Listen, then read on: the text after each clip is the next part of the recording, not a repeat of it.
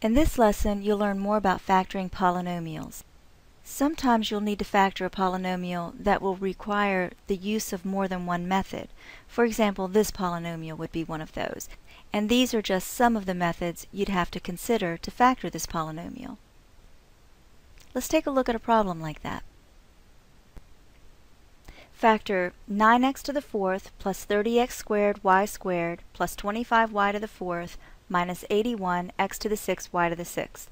The first thing you want to think of with any kind of factoring is there a common factor greater than 1 that could be factored out of all four terms?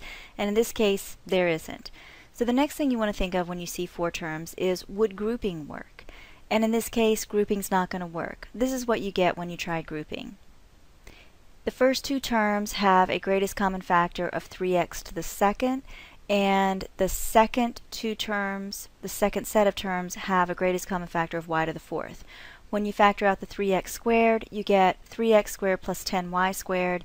When you factor y to the fourth out of the second two terms, you get 25 minus 81 x to the sixth y squared.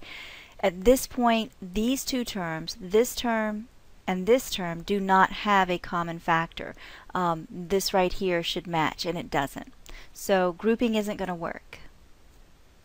So then you take a second and look at it to see if you see any other patterns within the four terms. And sure enough, if you take a look right here, you should see a pattern that's familiar to you.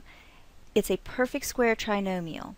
And you can tell by taking the square root of the first term, so that's going to give you a 3x squared, taking this sign, and then taking the square root of the last term, which gives you a 5y squared.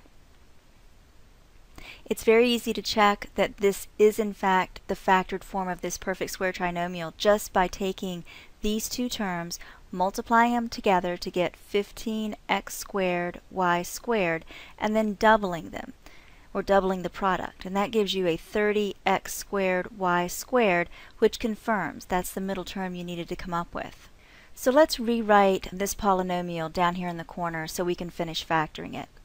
So here it is again, and now we know that this portion right here is a perfect square trinomial and can be written 3x to the second plus 5y to the second squared times itself, and then we'll just continue the rest of this. Now there's something special to notice about the second term as well. When you see an 81, hopefully you think about that being a perfect square number. 9 times 9 is 81. So at this point, I would look at the whole term and see if it's a perfect square, and it is. You have 9x cubed y cubed, and when you square that, you get your 81x to the sixth y to the sixth. Now we have a difference of squares, so let's take this further.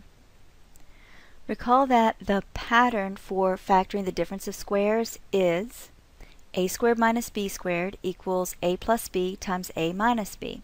So let's do that. Our a in this case is 3x squared plus 5y squared. So we'll write 3x squared plus 5y squared, and then we'll write plus, now I'm going to put this in parentheses, our a in parentheses, and the b is going to be 9x cubed y cubed. So 9x cubed y cubed. And now we have our first factor. The second factor is going to be the same, except it's going to have the minus sign. So we'll have our a, which is 3x squared plus 5y squared in its own set of parentheses, minus 9x cubed y cubed. The last step is just to get rid of all these double parentheses. So let's do that.